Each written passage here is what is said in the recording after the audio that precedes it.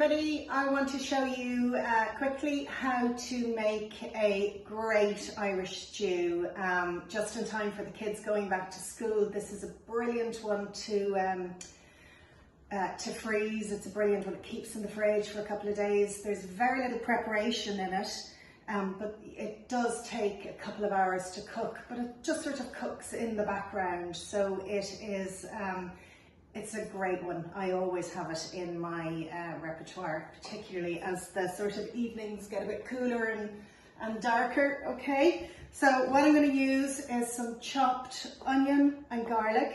Okay, I'm using chicken stock, and I'm just using the Knorr stock pots, the little pots of chicken stock. Okay, I'm using some carrots, I'm using some celery. You can use parsnips if you have parsnips. I just don't have any today. The most important ingredient in an Irish stew, other than our great lamb, is pearl barley, and that is it's a great source of protein. It's brilliant for making your food stretch a little bit longer, particularly now when we're all trying to work, you know, a little bit more budget-friendly food. But it fills you up, and it's a lovely texture in a stew. And then I have my delicious Northern Irish leg of lamb, which I have diced up, and I've also got the bone still there. So if I can fit that into the pot, I'm going to pop that in with the stew, and that'll give it extra flavour, right? So let me start. Okay, my onions and garlic are chopped already. A little bit of heat here. Okay. And just a little bit of oil in my pan. Okay, pop in your onions and garlic and just let them soften down there. Okay, I'm going to prepare my vegetables first. I have loads of carrots, and I've peeled them already, and all I'm going to do is cut them lengthways and cut them into chunks. Okay, so it really doesn't matter what sort of shape they are. This is just the way I do mine. Okay, so if they're big chunky carrots, use about 3 or 4. Mine are little thin young carrots, and I'm using about 10 or 12 of them. Okay, and I'm using about 3 pounds of diced lamb. This is a great recipe because it's not, you know, there's no set, you know, there's no set quantities. It's just what you have, you know, what ingredients you like to cook with, and pop them in.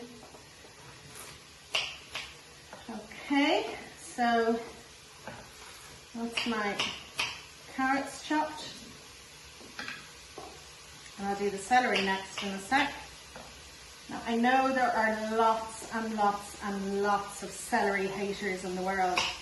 Now, I'm not one of them, but even if you are a celery hater, it does disappear into the stew. Okay, so I'm just chopping up the celery just into chunks. Again, I've cut it lengthways in half, and then I will do nice chunks of celery. Okay, so give your onions and garlic a little stir.